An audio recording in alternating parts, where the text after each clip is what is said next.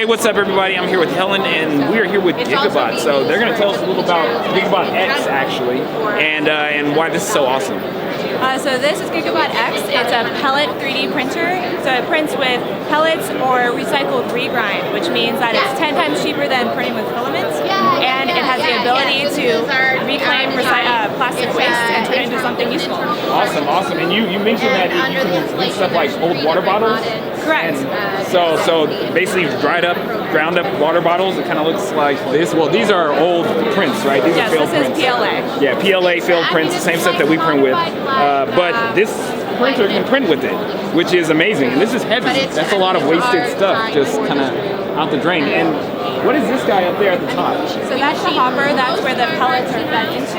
And then it's gravity fed down to the extruder. So we have a compression screw that's turning and some 3 heater blocks that heat it up and extrude the plastic out. Awesome, awesome. What are the print speeds and how is that a little bit different than a regular printer that uses filament?